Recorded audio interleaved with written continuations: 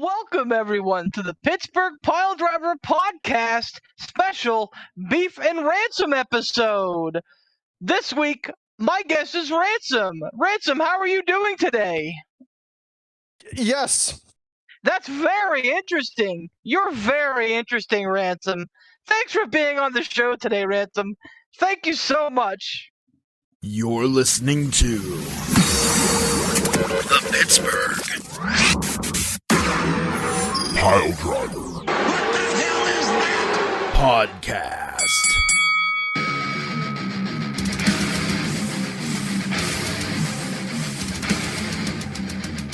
Hi, once again, everybody. It's the Pittsburgh Piledriver Podcast. We are here to do ticklings in your ear with our wrestling words and propaganda that we like to spin in the Wrestleverse.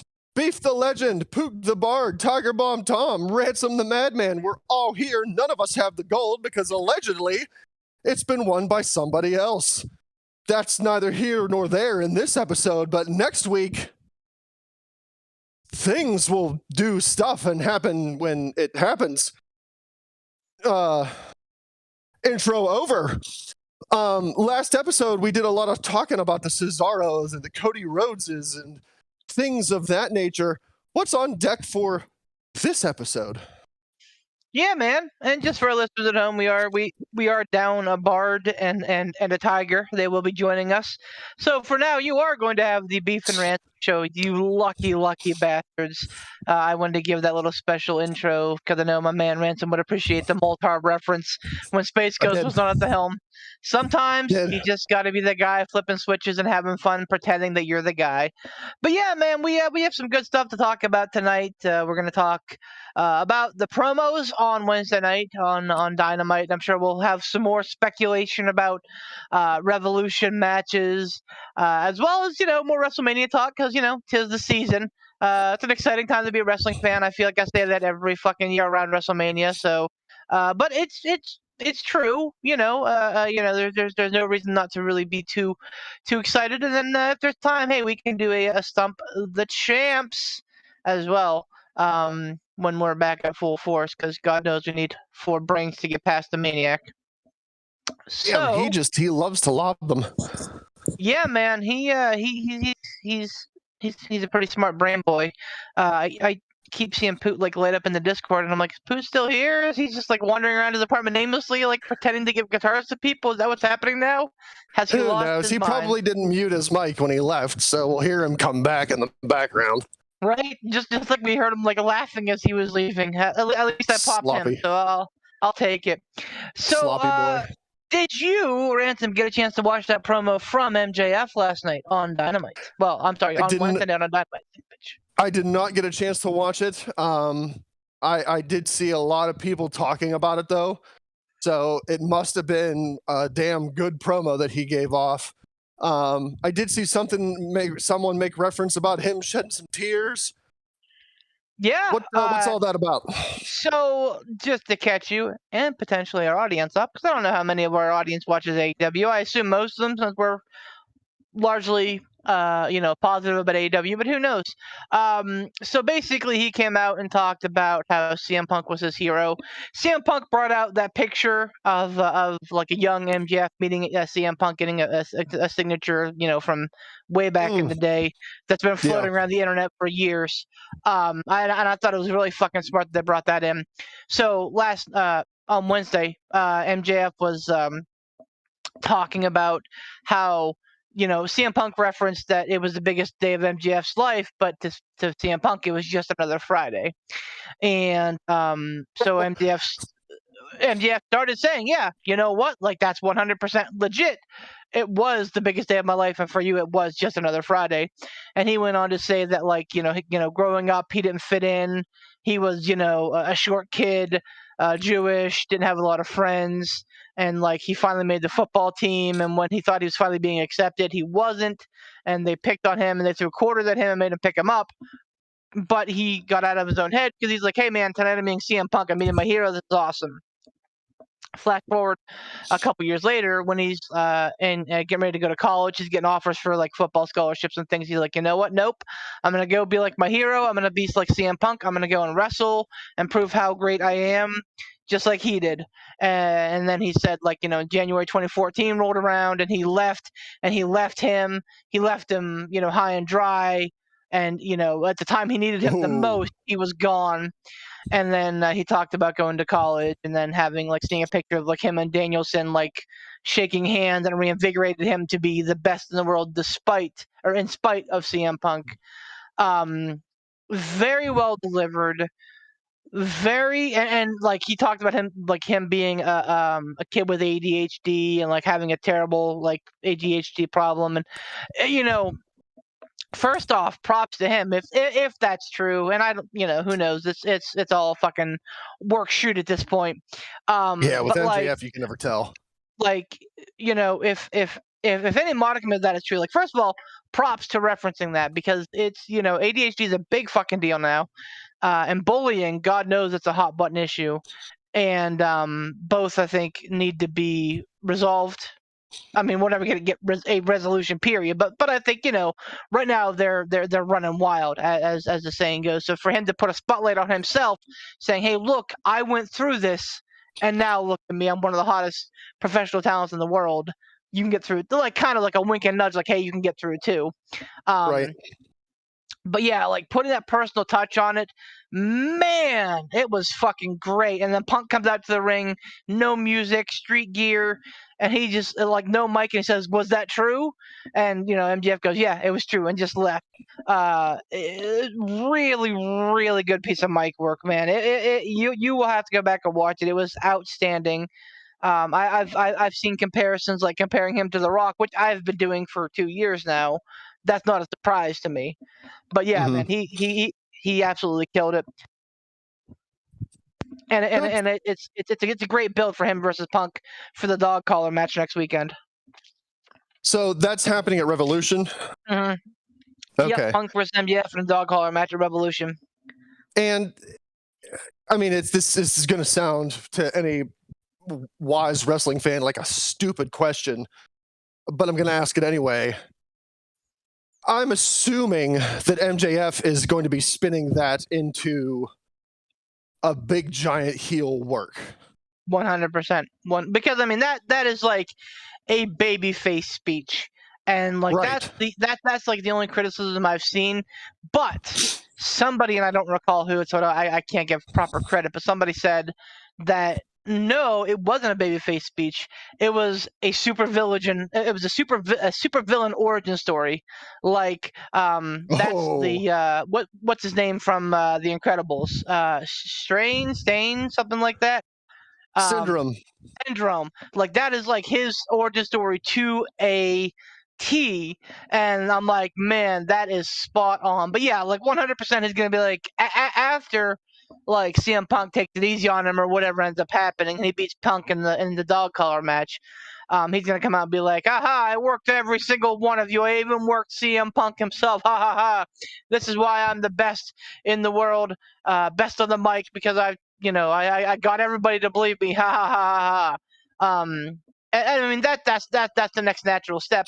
If not, kudos, because again, really powerful promo, and if he uses that to like basically be his origin story, like, hey, that's why I hate you, CM Punk. And honestly, a lot of people can identify with that. I am one of the biggest CM Punk fans you'll find. Not the biggest, obviously, but I am a very big CM Punk fan, and I hold no ill will against the guy.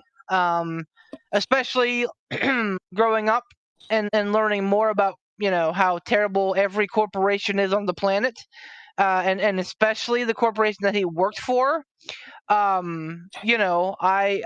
don't begrudge him at all, and I understand why he was sour for so long, and why he absolutely needed a palate cleanser like UFC to go into before coming back to it. So I don't, but I mean, there are a lot of Punk fans that followed him for a lot of years that think that he absolutely like burned every bridge they had with them, and they hate him now.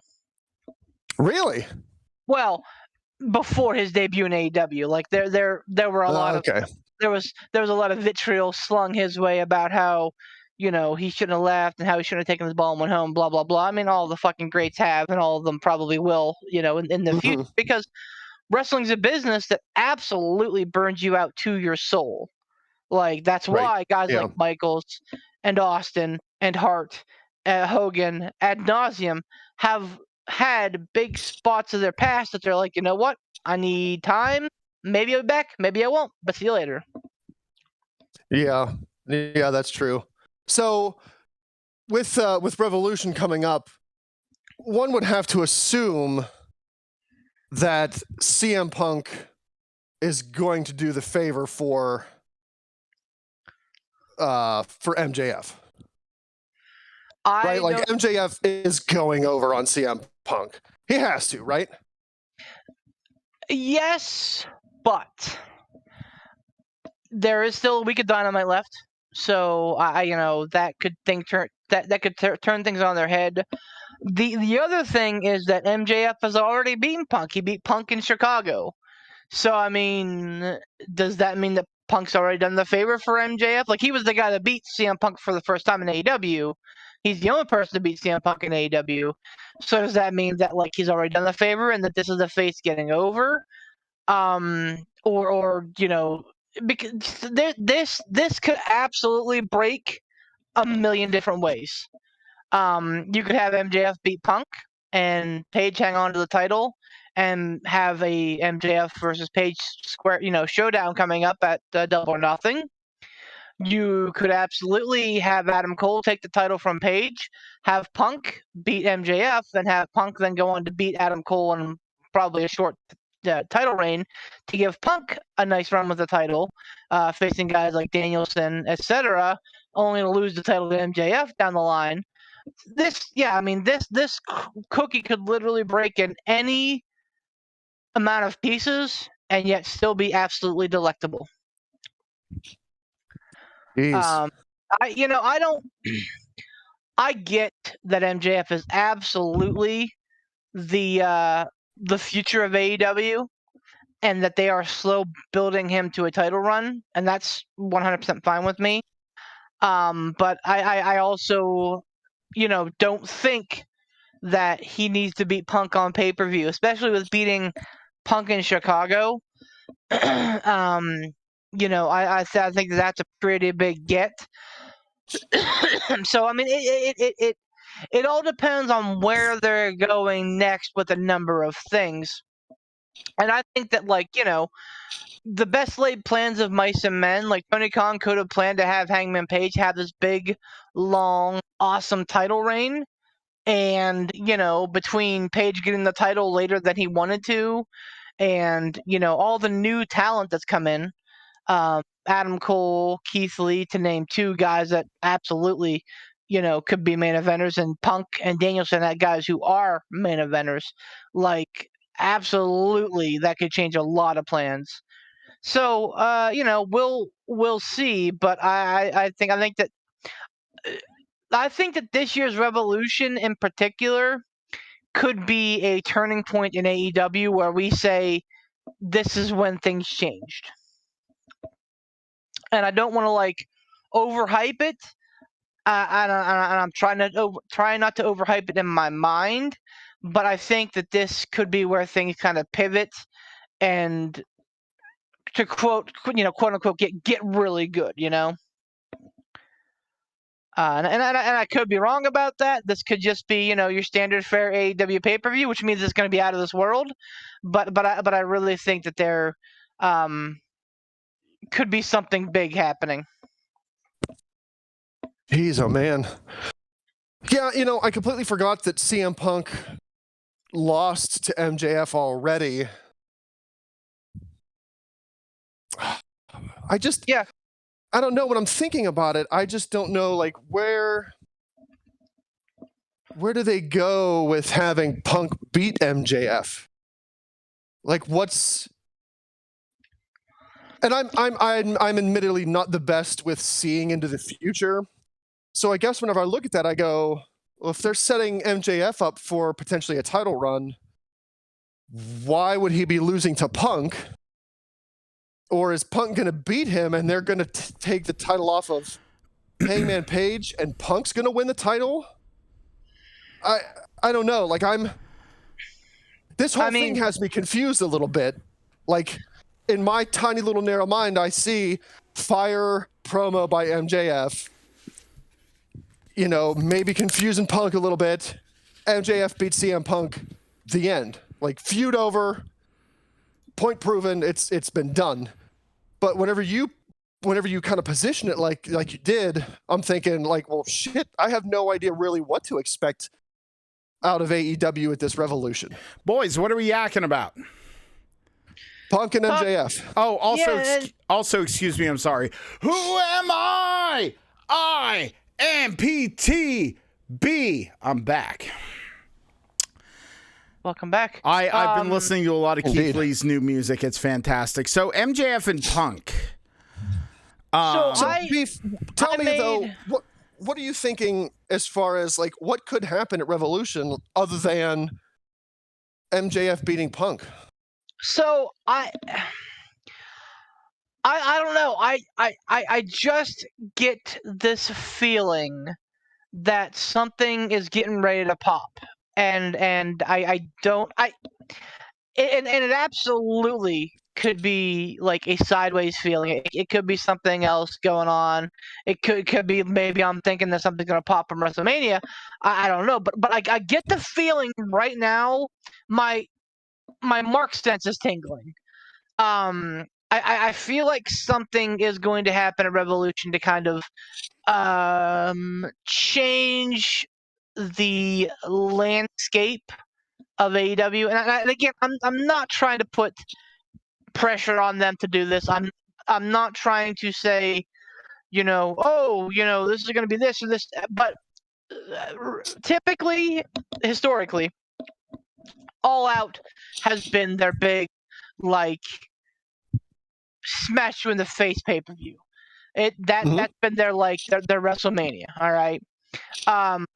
Double or Nothing has been always stacked with debuts. Always. So Revolution and Full Gear, I feel like, don't get enough love. And even Full Gear, I think, has had some really lights out matches, both literal and not literal. But Revolution, I think, every single year I look back at Revolution and I'm like, that's the show of the year. Like, without question in my mind, Revolution the last 2 years has been absolutely one of the top shows of the year, if not the top show of the year. So I feel like something could happen at Revolution that's going to be a big deal. It could be Kenny Omega returning. It could be Adam Cole winning the title. And by the way, Red Dragon is also in the tag team title match. FYI, they could be draped in gold all over again. Something I think is going to come and be absolutely something that's going to be, maybe even a major debut, i.e., Wyndham Rotunda. I think that this would be eat that shit up. Absolute. Yep. I think that this would be an absolute time to bring him in, something like that. But hasn't Wyndham Rotunda gone on record in saying that he is trying to get into other endeavors like acting and things like that? He's never said that, but he's actions louder than words, and he's done some acting. But at the same time, like, absence makes the heart grow fonder, and 100%, I think he's staging himself for a big return somewhere. What do you think? If not here at WWE. What do you think he'll do? Do you think he'll try and take a new creation, something in the vein of The Fiend, and what he did with Funhouse Bray Wyatt? Would not shock me. And I really wouldn't have too big of a problem with that. No. The question is where. So that begs the question is if Adam Page beats Adam Cole in like this like awesome match, which I'm sure they're going to fucking have. Oh God, yeah. You know, fucking lights out, and out comes this just horrific Bray Wyatt or fucking Wyndham Rotunda get up, you know, and he just crushes the Hangman. Like, wouldn't that be just something that leaves your jaw on the floor and like and sets Twitter on fire and everybody's talking about it for the next couple of weeks? Like, oh my God, did you see this? Can you believe this? Or, you know, something to that effect. I think I just get the feeling that things are going to happen. So are you? I'm trying to get a sense of where your brain's at here. Are you thinking that by something happening, it could be Adam Cole winning the gold, or do you think we're going to see a big debut at Revolution aside from Jeff Hardy? I don't know. It won't be Jeff Hardy. I would have to imagine that Jeff Hardy's going to show up.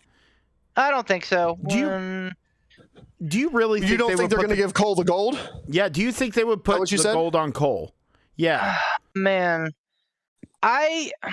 it's so soon. Not that he can't carry it. Not that he couldn't do it. But my point is with this, doing it that quick, I don't think it would take away anything from Adam Page to lose it to Adam Cole.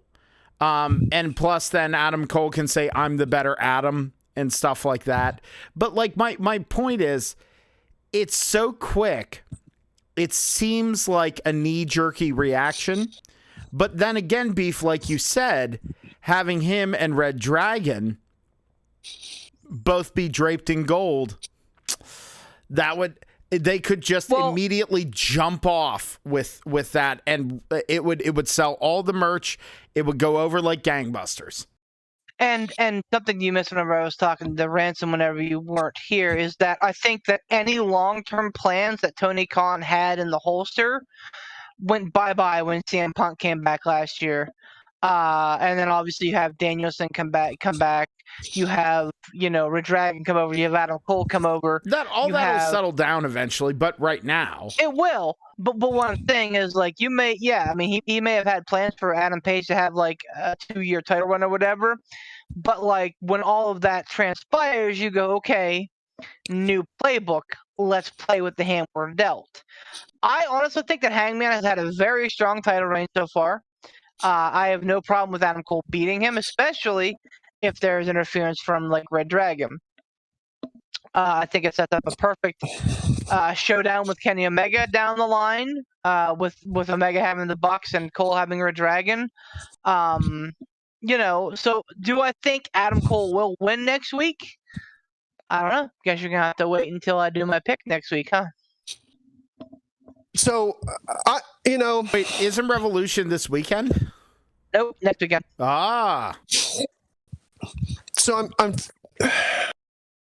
I know we've talked so many times about the differences in the titles between AEW and WWE. WWE does a lot of hot potato with the titles. AEW has, since the title's inception, been very conservative with how they switch the titles. The main title, the AEW Championship, it's won by somebody and held for a good long time. And they don't have this laundry list of champions holding that belt. Eventually, though, you would have to think that there's going to be a rather quick turnover. They can't be holding on to this model of months and months and months and months for every single champion, because people are going to begin to expect that, and they're going to be saying, well, we're going to watch, it's going to be an entertaining match, but we expect Adam Page to hold on to this title against Adam Cole, and then the next challenger, and the next challenger, and the next challenger. And then once you get 6 to 8 months into it, then you're like, okay, well, now we're going to start thinking, okay, maybe this could be the one. Maybe this could be the one. So I think maybe doing a rather quick turnover with this title coming off of Adam Page, as unfortunate as it is for him, maybe most people wouldn't be expecting that because they look at the lineage and they say, there's no way they're going to take it off Adam Page this soon. He just freaking won it. They're not going to take it off of him already. It's been he's had 103 days, which pales to Kenny's number, which is 346, Moxley at 277, and Jericho at 182. But a 100-day reign is nothing to be ashamed of in today's nomenclature. I don't know. I'm saying that there is a chance, and you're 100% right, Ransom. I think that at some point someone's going to have to be that guy to not have a year-long reign. Someone's going to have to be that guy. And I think that Hangman could be a great candidate for a 2-time champion. Have him lose in some shady way, and then have him move on and do other stuff, and then go, come back and win it again at All Out next year or something like that. Like AEW does. They manage to manage people and make sure that they are playing to their strengths and not their weaknesses. So yeah, I mean, I like Adam Page. I really do.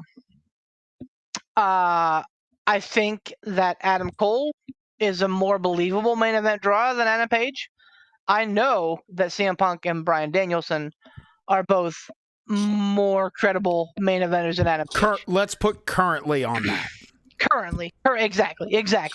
And again, no slouch to Page. He's had a great reign so far. He's beaten Danielson twice, or once or twice. he beat Archer. So he's had some decent matches, but at the end of the day, I think that all I'm gonna say, and again, Ransom, I can't tell you exactly what I'm feeling. I just feel like something could happen at Revolution that'll be a big deal to get people talking. I would say that it wouldn't be a bad move to put the belt on Cole, and even to put the tag belts on Red Dragon. I just think that like we talk so much about, but I feel like that's just MJF's belt to take, especially if he gets over on CM Punk again. Like, you could build towards even the next pay-per-view and put MJF in a program with Adam Page and have him actually get over, and then skyrocket MJF even higher than he already is. However, you made the point that you feel like late 2022 into 2023 is going to be MJF's time. Mm-hmm. And maybe that's too early to pull the trigger. However, I could see MJF carrying that belt forever. Then again, if Cole takes the belt off him, having MJF take the belt off of Cole would be just as impactful. It just wouldn't have any kind of rub to Adam Page. You know what I mean? I think so. If Cole beats Page, and that's a big if Cole beats Page, I think we're set up for a couple quick title changes, because I think that Punk would beat Cole, and then MJF would beat Punk, probably at All Out. If I'm being honest, because All Out's probably going to be in Chicago again, and like they absolutely would have MJF beat Punk, or maybe Punk takes the title from Cole at All Out this year, and then takes it from him next year, Revolution. That's what I'm saying. Like seeds for the next year or two. So that I guess that's kind of where I'm coming from with this idea of Revolution. As far as the main seeds event for the next seeds for the next year or two are going to be planted a week from Sunday. On February the 6th, seeds for the next year are going to be planted or two with AEW at Revolution. February. Nope, March. Did I say February? No. Damn it. Yeah. Fuck. So I don't want to get back into the. We talked a lot about Cody on the last episode, but you mentioning this now got me thinking. When Cody said that he wouldn't be able to challenge for the AEW title, do you think? And again, this is wild speculation. But do you think this whole thing could be a work with him to bring him back as a heel and say, hey, I left. I decided I wasn't going to go anywhere else. I'm going to stay here. But guess what, everybody? I've got a new contract which states I can now challenge for the AEW title. He shows up, interferes somehow, costs somebody something or another, sets himself up as a nice big fat heel who can now challenge for the AEW title. Or are you assuming that Cody in the title picture would be written off no matter what? Like, not forever, but at least in this era with him and the deal that he has with AEW where doesn't have, that's just wild speculation. Write it off. It's not going to happen. I mean, at this point, I don't think that bringing Cody back, especially after both TK and Cody had their like little puffery they posted online about each other, I don't think that would be a good look for Tony Khan, bringing him back as like a work. Like, yeah, haha, good job, you worked us all. But I mean, it would absolutely wreck our trust with him. And he's got a decent record of being like, hey, I got something big on the horizon. Just, give it time. Let it percolate. Like right now, we're trusting in Tony Khan. When Tony Khan says he's got something really cool happening, we gotta believe him. But if he brings Cody Rhodes back, even after both of them posted like things on social media about it, I think that would hurt his credibility, which is not something that you want right at this moment. Yeah, because we keep constantly forgetting that AEW is still young. It's still a young company. Mm-hmm. Yeah. And Tony Khan is not a Vince McMahon. Like the Vince McMahon / Mr. McMahon, that would work there because the Mr. McMahon was an on-screen evil, heel boss character.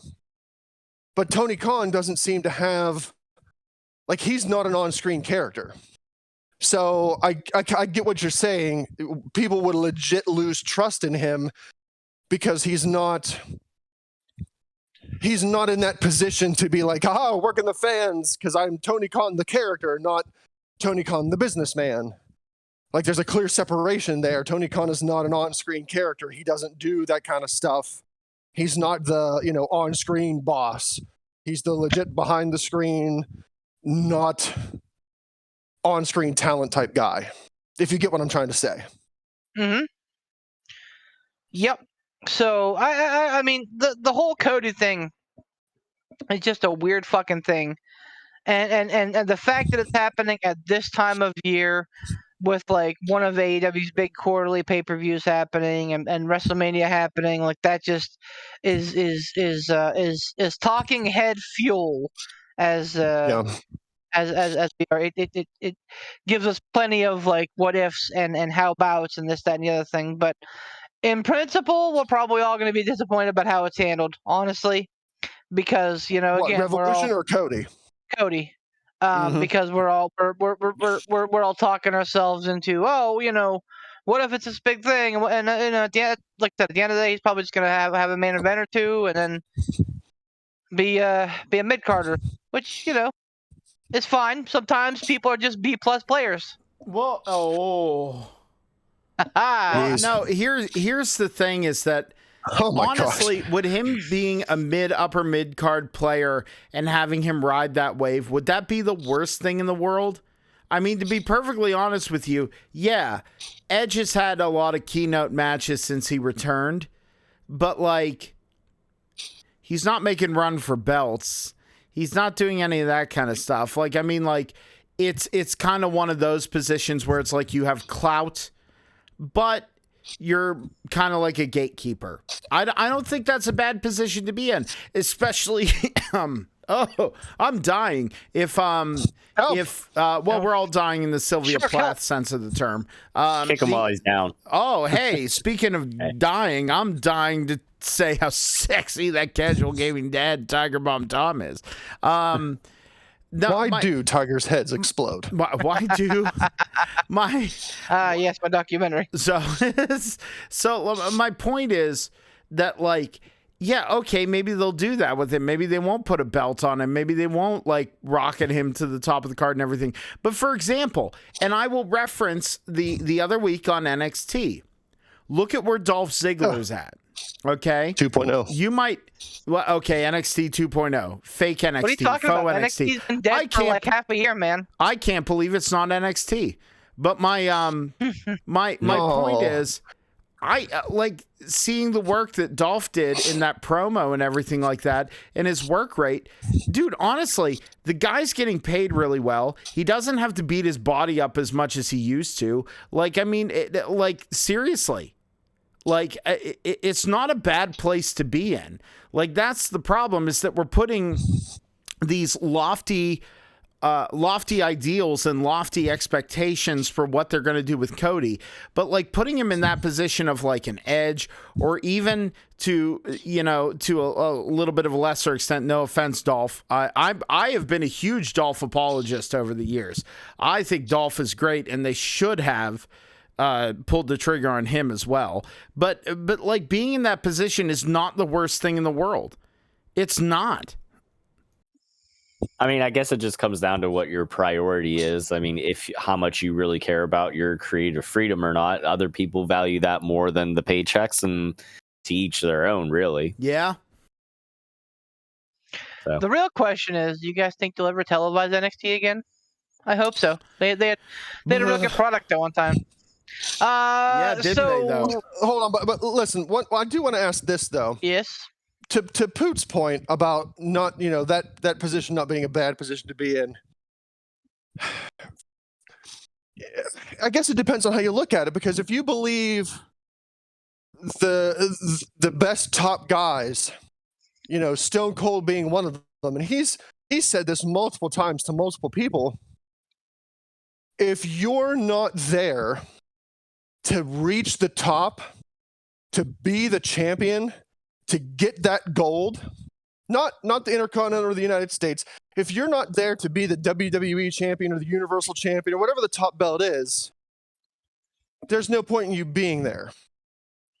That's not a direct, not a direct quote, but that's the gist of what he said. Top 316 strap for the highest. Yeah, like, if you're not there to win the gold, to be the best, to be the top dog, there's no point in being there. Do you believe that adage? Or do you believe that, hey, some people are there to be the best they can be in the mid-card? They're going to be on TV. They're going to be able to show the world what they can do. Maybe they win a mid-card belt. They've got some good feuds. They make some good money. At the end of the day, they're happy. I think, like, what is the mindset there? What should the mindset be? Well, I think it's situational, because I think guys who are young and hungry should have the idea of that I'm going to be the world champion. I'm going to do everything in my power to be the best that I can be. But when you're someone, with the lineage and the pedigree of a Cody Rhodes, you've already proven as much as you can. Now, has Cody ever been a world champ? No. Like, but, and so that's kind of maybe like a thing of like, okay, I haven't done it. I want to do it. Sure, maybe he should have that fire in his belly a little bit.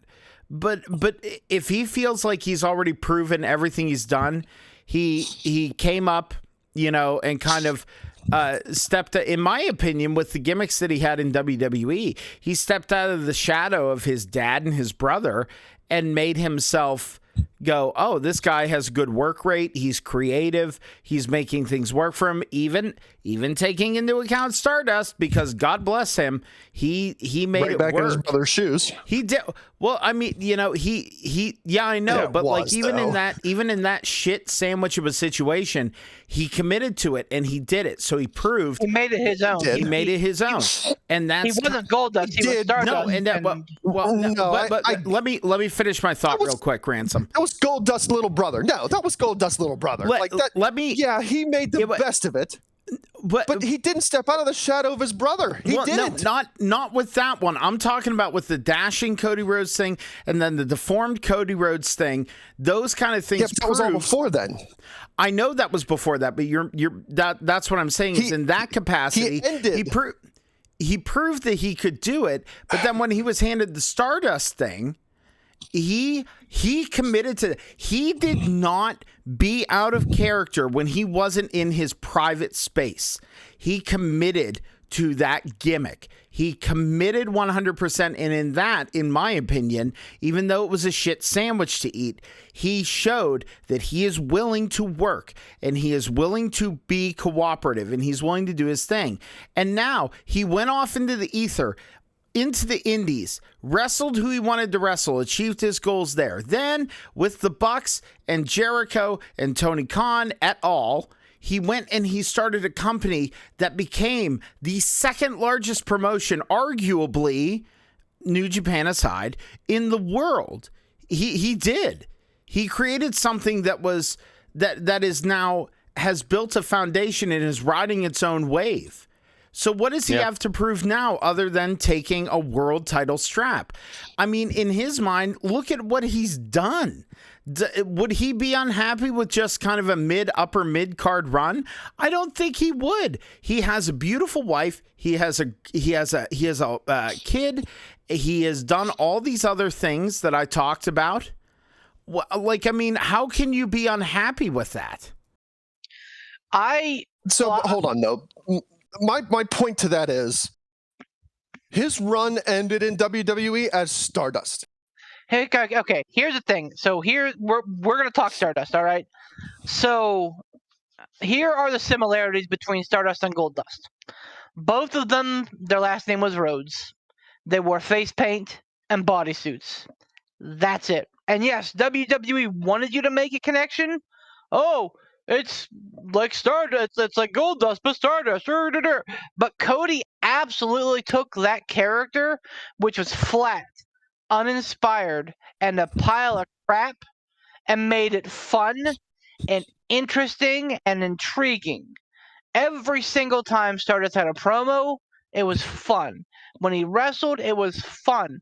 It wasn't just a carbon copy of Goldust. It was something new and inventive. Even though it wasn't supposed to be, he took the reins and said, you know what? Watch what I did with it.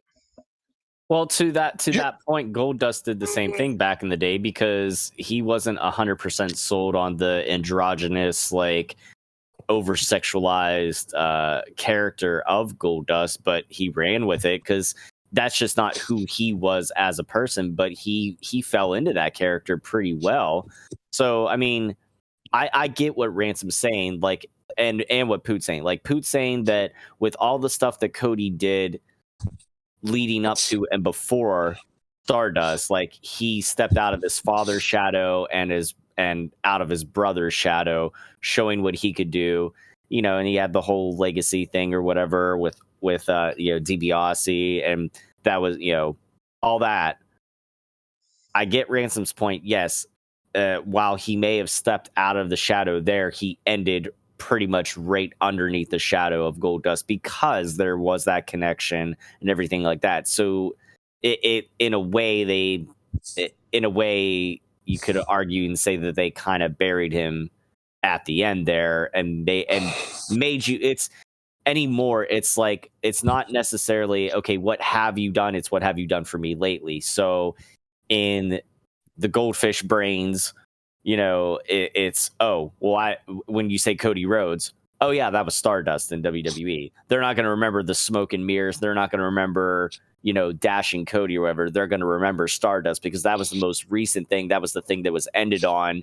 And arguably probably the thing that garnered the most attention, because look at it, how could it not? You know what I mean? Yeah, with Cody, and my whole point is this, and I'm not taking away what he did with that character. That character was supposed to be, I completely and 110% believe, a rib for him. Like, haha, you're Cody Rhodes, you're Dusty Rhodes' kid. Everybody knows that Goldust is Dusty Rhodes' kid. We don't know what to do, so we'll call you Stardust. And it started out as a carbon copy of Goldust. Same coloring, all that nonsense. Yes, Cody did take it and run with it, and he did a great job with it. Absolutely no arguments coming from me. But at the same time, it's not like they called him Space Ranger 12 or something different. Stardust, little brother of Gold Dust. He was Goldust's little brother. He took it and ran with it, but that's what it was. He was Goldust's little brother, Stardust. That didn't come at the beginning. They didn't bring him in like that. That's a character that you start with. Then he develops his own personality, his own personas. That's when he becomes Dashing Cody Rhodes and busted up mirror Cody Rhodes. That was the original stuff. The Stardust was being Goldust's little brother, and that's how he ended his WWE run. That's how he ended it. So for Cody, yes, coming back to WWE, you should not want to be a top mid-card guy. You shouldn't want to be that. You should want to be able to prove yourself and your legacy and say, I'm the son of the American Dream, especially if he's going to call himself the American Nightmare, which I hope is not copyrighted by AEW. I hope he can do that in WWE. Pretty sure he owns the copyright to that, by the way. Oh, good. So that's coming back to his legacy. Like, that's what you should be playing on. Your legacy is that you're the son of the American Dream. You're the American Nightmare. And he should want to be at the top, not in the mid-card, not making a nice paycheck and not having to worry about, hurt my body, do this and that and the other thing, because WWE is going to work him. It's not like he's going to have an easier time in WWE than he did in AEW. No way. WWE is going to squeeze every dime out of him if they can, because they're going to be paying him money. So they're going to get what they're going to pay for. Cody Rhodes, at this juncture, should be saying, I have the lineage and the blood to be at the top, to not be the Stardust, to not be the dashing Cody Rhodes with the broken mirror, the face mask, or the mustache. I'm the son of the American Dream. I have a legacy. I have a lineage in this business. It's no different than when they hype Randy Orton's legacy. All they do is talk about third generation superstar. Look at that guy. He's the son of the. It shouldn't be any different than that. If Randy Orton can ride his legacy to the top and be a constantly involved in title matches, having won and lost so many different WWE titles, Cody Rhodes should be striving for the same thing. You should be able to look back at your career and say, look at what I've overcome. Not look what I've accomplished. Look at what I've overcome. Look at what I've overcome in Stardust, Dashing Cody Rhodes, legacy. I was under the boot of Randy Orton the whole time. We were his lackey. This is what I've risen above. So Cody Rhodes should be coming into WWE wanting to reach the top of the top, not wanting to reach the top of the mid-card.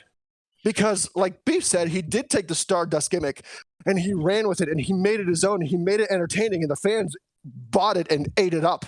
If he can do that, being Goldust's little brother, he should be able to do it on his own, saying, this is who I am. I'm the American Nightmare.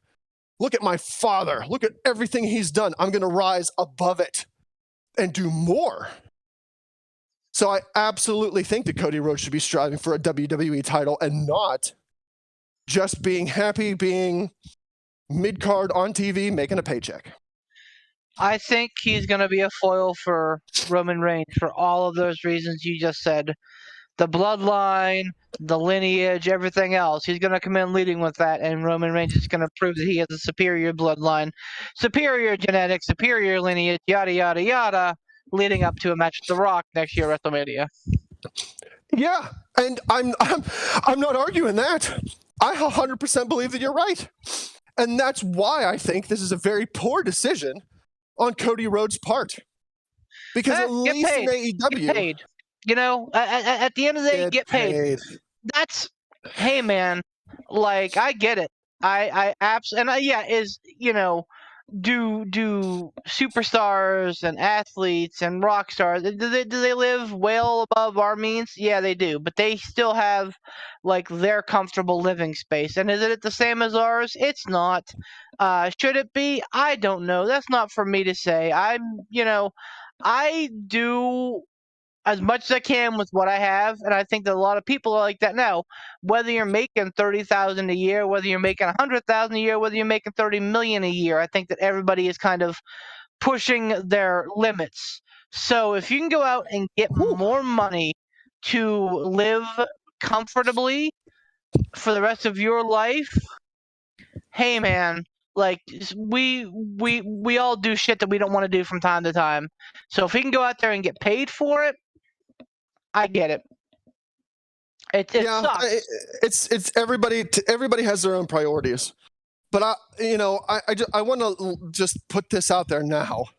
I will entertain zero boo-hooing from and for Cody Rhodes when he goes to WWE. If he goes to WWE, knowing full well what they did with him before, knowing full well how they operate, because he made a very big point, again, in AEW, of breaking the throne. I'm the guy. Look at what I left them. If he goes to WWE and gets put in doofy gimmicks or Myers in the mid-card, the first time I hear anybody, poor Cody, or see some sort of tweet from him about, whether he wants out of his contract or when his contract is up, boo-hooey, this, that, or the other thing. Sorry, you chose the dollar signs. There's no boo-hooing from you. Creative boo-hooing? No. Title boo-hooing? No. Gimmick boo-hooing? No. I don't want to hear it. Because if Cody chooses the dollar sign, he should know damn well what he's getting his ass into. So I will entertain zero boo-hoos for Cody Rhodes if he returns to WWE and they use and abuse him. Agreed. I really know, and maybe I'm just being the standard poot optimistic thing here, but I don't think that they're going to abuse him. And again, I mentioned this on the last episode, simply for the optics. Like, it would look so bad on WWE. I really don't think that because people are smart enough, fans are smart enough now to know that it's like there would be a blowback. There absolutely would be a blowback of, well, coulda, woulda, shoulda, buddy. Like, you made your bed, now lie in it. But I don't think that there's going to be there wouldn't be people that are just like roundly 100% being like, fuck you, Cody, you chose the dollar signs. I don't. I think it would be people being like, well, Cody, you made your bed and you're lying in it, but fuck WWE for fucking this up, because we will just complain as we have, and we will continue to do it until they fucking fix it, which there's no plans to do it. But it's the idea that it's like they'll look and go, you had lightning in a bottle yet again, and you fucked it up, WWE. And that's what it will be. It'll just be people going, how the fuck do you misuse this person? The only thing that I'll argue... They don't care about the optics. Exactly. I was going to say that. My argument for the not caring about the optics, look at the shit that went over and happened in Saudi Arabia. The very reason why we don't even do the picks for the blood money shows, and yet they still continue to go over there and do that shit. They because of that. have that perspective that they're doing that and they're pushing forward culture in Saudi Arabia. That's how they justify it to themselves. Now I understand what you're thinking. Yeah. If they can justify that, how can they not justify the Cody Rhodes thing? But it would just push. I guarantee you there would be the complete WWE apologists who would go, ha ha, they made a fool out of AEW. But I'll dollars to donuts. The majority of fans would be like, fuck these guys. No, maybe, but nothing will come of that, because it's not like this is the first, second, or even third time that WWE has done it. It's clear they don't give two shits about the optics. Saudi Arabia aside, Keith Lee, Karrion Kross, freaking Finn Balor, they don't give a shit about the optics, man. Like, they don't. They'll bring Cody in and abuse the shit out of him, make him look a fool. People will complain about it. But just like we do, every WWE pay-per-view, blood money aside, we do picks. We watch the Rumbles, we watch the SummerSlams, we watch the Manias. So that's what they care about. Merch is still going to sell. People are still going to watch their product. Whether they bitch about it or praise it, people are still going to do it. We bitch about WWE relentlessly, constantly, twice a week. We're bitching about the WWE. What's going to happen come WrestleMania? We're going to fucking watch it. We're going to bitch about it afterwards, but we're going to fucking watch it. I'm going to say this. Same as the other big fours and even some of the other smaller ones. We're going to watch it. If it wasn't for the podcast, I probably would stop watching. But I did. I mean, even despite the podcast, I stopped watching for a while because I was just that pissed off with the shit that they pulled. And there may be some people that do that. Yeah, but not enough. The Fiend. Hey man, let's go back and watch WrestleMania and see what they did with one of the hottest people that they had. Yep. So if they can do that to the Fiend and Karrion Kross, they fed him as one of the hottest NXT champions ever. As NXT champion to Jeff Hardy. Clean and quick. That was an internal, I believe that was in for them. That was Vince putting his foot on Triple H's throat. That's what that was. It doesn't matter. Regardless of the reason. It's still optics, though. It's still very bad optics. And we bitched about it. And we're still going to watch these WWE pay-per-views. It was also an aborted storyline a la the NWO. I think that there was more to come. I think that Karrion Kross would have recovered and been an absolute beast. But, I don't think that he was willing to wait. I can't blame him because, we kept hearing the same thing about Keith Lee. Oh, well, they're finally going to get him right. They're finally going to get him right. They're finally, and that, it never fucking materialized. So I don't fucking begrudge him one bit. I don't understand why everybody's all upset because we spent more time in this podcast bitching about Cody Rhodes and AEW than we bitch AEW in general, period, about Cody putting himself over, about, on new talent, about Cody doing this, Cody doing that. Mm-hmm. Two birds, one stone, man. Cody goes back to WWE and gets fucking humbled. Like Sheiky Baby humbled. That's what's going to happen. And he doesn't get to, look superior over guys like fucking Eddie Kingston and Ricky Starks anymore. Win-win. Win-win. Gentlemen. I agree. You're right. Give me that sweet Stump the Champs. Yeah, man. We got a question from our boy Pat. Pat, we always appreciate your connectivity with us, and you out there can get involved as well by sending 2 emails to our email address, pittsburghpiledriverpodcast@gmail.com. One with the question, one with the answer. In the answer, make sure you put a sentence or two so I don't see the answer in the preview, otherwise you'll be disqualified. If you are able to successfully stump the champs, you will appear on a future recording of the Pittsburgh Pile Driver Podcast. That being said, our friend the Resident Maniac, aka Pat the Bastard. WWE Final 4 was a pay-per-view held to determine who would be the next WWE champion due to the title being vacated by Shawn Michaels. The Intercontinental and Tag titles were also defended that night. Who were those champions? Looking for Intercontinental and Tag. Oh boy. So he doesn't want the main. He just wants the Intercontinental and the Tag Champions. Correct. He wants the winners, So- like who won them. Um, I would assume he wouldn't give a shit about who's coming in as the champion. So we want the Well. Intercontinental and the Tag Champions. the IC and Tag belts were also defended that night. Who were those champions? So I'm not sure if he's looking, or maybe they didn't change hands. Maybe that's a spoiler in and of itself. Maybe they didn't change hands. Luckily, Well, the way it's worded, he Luckily. says who were those champions. So I would go with who defended them. I just happened to watch a pay-per-view today where they referenced the Final Four. Oh, Now, I don't recall exactly when that took place. It wasn't in your house, and it was prior to WrestleMania 13, because that's, between Shawn Michaels' boyhood dream and Shawn Michaels taking his ball and going home. That Yeah. was that stretch of time.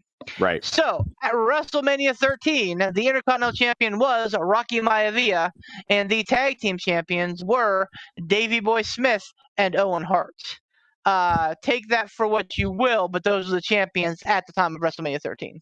Okay.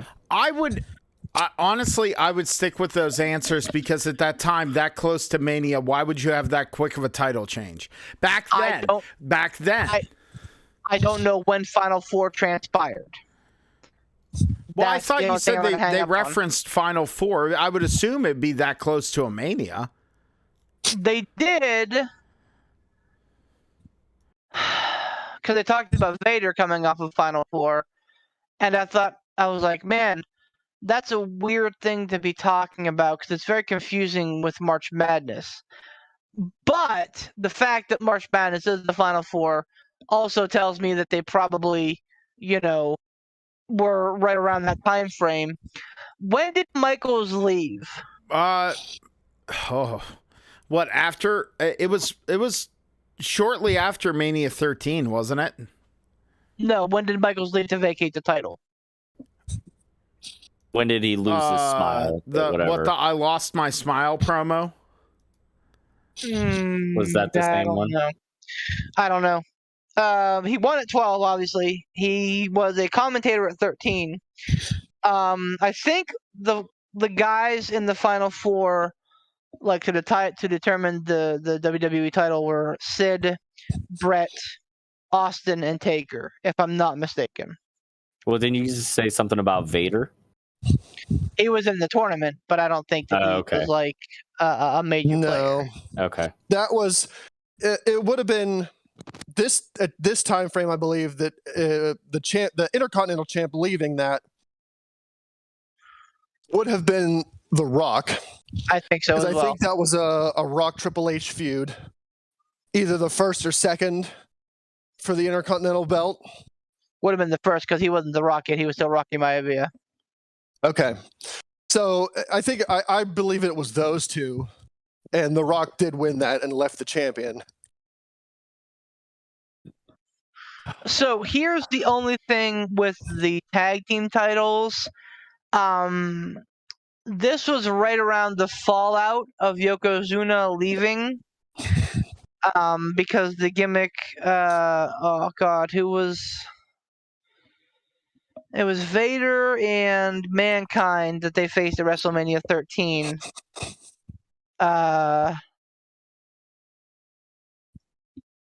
No. I'm confusing timelines, I think. Because Yoko had a match, had like a 6-man match where if he won, he would have gotten. Okay, so disregard the Yoko thing. WrestleMania 13 was Vader and Mankind versus Owen and Bulldog for the titles. So Yeah. and again, just given that they A referenced Final Four on WrestleMania, and B knowing that March Madness in NCAA happens in March, and that's what they call the that's the real Final Four. Would not shock me if WWE tried to capitalize on that time frame. So I'm willing to believe Mhm. it happened sometime between Rumble and Mania. So yes, I do Probably. think that it was probably Bulldog and Owen as champs as well. Yeah, I think this is one of the ones where I rewatched, but I didn't rewatch it a lot, and I haven't rewatched it recently. So I can't tell you who they fought, but I think this is around the time where Owen was carrying around his slammies. Yep. And I think the match did end with kerfuckery. I have no idea who they faced, but I believe that Owen and Bulldog were disqualified because if I'm remembering it right, I think one of those two hit one of the opponents with the slammy, and it was caught by the ref. So Owen and Bulldog technically lost the match, but they left as the champs because they weren't beat. So, yeah, Beef, I think you're right. Owen and Bulldog left that event as the champs, even though they didn't win. And Rocky Maivia beat Triple H for the Intercontinental title, and Rocky Maivia left the Intercontinental champion. Okay. So just to cover our bases, you're saying that going in, Triple H was the Intercontinental champion and Rocky Maivia beat him? No. Okay. No, I don't think So you're Triple saying H won his Intercontinental championship until he beat The Rock Okay. after he took over DX. So The Rock went in champ, beat Triple H and left champ. Owen and Bulldog went in as champs. I have no idea who they faced, but they lost via DQ and still left the champs. Checked out. Do you guys agree with that assumption? Works for me. Rocky Maivia being the champ going in defending, and Owen and Bulldog being the champs going in defending. Yep. Yeah, that sounds about right. Okay. Yeah, because I'm sitting here trying to run down the timeline in my mind whenever we were saying WrestleMania 13. I know that the main title wasn't the focus of the question, but I was trying to remember what the main event of 13 was. That would have been Sid and Taker. So correct. I literally watched 6 hours ago. So Pat, I think we got you, but it's just because of bad timing. Sorry, buddy. And to be fair, this came out 2 weeks ago. So if we would have gotten this question 2 weeks ago, you may have gotten us. Probably not with Ransom, but here we go. Great job, Ransom, on picking the answer out of your ass like last time, like you always do. Hopefully I stop you on this one. I see. The Rock. You're wrong, sir. It was Rocky Maivia. Tag, Owen Hart and British Bulldog. It was not The Rock. It was Rocky Maivia. Pat, get your shit straight. Oh, jeez. Don't berate the poor kid. He's too nice for that. The same guy. He's too sweet of a boy. So I guess we can. So I guess we can just start calling Rikishi the Sultan then. All right. No. Let's not get carried away. So the bottom line here, Pat, is that because of poor timing, once again, you lose, sir, and you get nothing. Good day. Oh, good day. 6 to midnight. Fantastic. Speaking of good days, Poot, why don't you put your Dr. Bedtime pants on and put this day to bed? Oh, I'm absolutely going to do that. Thank you very much for listening to the P3 podcast, ladies and gentlemen. We really appreciate it. We want to thank our sponsors, as always, Mr. Casual Gaming Dad, our very own Tiger Mom Tom. You go on over to Facebook, that's facebook.com, and search on Casual Gaming Dad. Okay, you find him on there. Streams a lot of awesome content, absolutely great. He is also on Twitch at Casual Gaming Dad and over on YouTube at Casual Gaming Dad 84. Okay, correct. Or is it vice versa? Vice versa. Sorry, I always forget. That's okay. And our Among Us streams that we normally do on Tuesday nights are going to be Twitch exclusive, starting here on this Tuesday, March the 1st. So if you're not following, get that affiliate. Yeah. So if you're not following me on Casual Gaming Dad 84 over on Twitch, sucks to suck. Get with the program. So Continue. Casual Gaming Dad 84 on Twitch. I apologize for the mistake That's earlier. And Casual Gaming Dad over on YouTube and Facebook. So also go on over to Gould Gaming. That's gouldgaming.com. And search on Casual Gaming Dad. Find awesome Casual Gaming Dad merch. I'm fixing to pick some up for the new Poodatorium. Decorate a little bit. And you can also get your very own P3 podcast shirt over there in Casual Gaming Dad store. Very nice of them to host the P3 podcast t-shirt. Get your own, and it won't cost you $49.99, you idiots. And it's a high quality shirt. Trust me, I'm a big fat guy. I don't buy low-quality stuff because it will just rip off my big, fat frame. We also want to thank Mr. Sean Tischler and his work with independent wrestling in the central Pennsylvania area, keeping the dream alive for a lot of the future stars of the business. And we want to thank our very own Ransom and his channel on YouTube, Frig Off Ransom. That's F-R-I-G space O-F-F space R-A-N-S-O-M. Go find him, subscribe, and if you don't, you're an idiot. You're an idiot. You're an idiot. That's what you are. You're just an idiot. I'm sorry, New I went a season little coming soon. ASMR-y there. subscribe to Ransom. Do it. Oh, there we go. There you go. Subscribe to him. He's hilarious. And get ready because the following week of this episode, we're going to be picking our picks for AEW Revolution, and we'll see how it goes. Beef was being a little close to the chest, as is his wont, with our discussion earlier and in the past couple episodes. So let's see where it all goes. For Mr. Beef the Legend, our encyclopedia, the madman himself, Mr. Ransom, for Casual Game Data, and myself. Who is he? That's right, he's PTB. Poot the Bard, baby. Have a wonderful evening. I said baby and not baby. That was weird.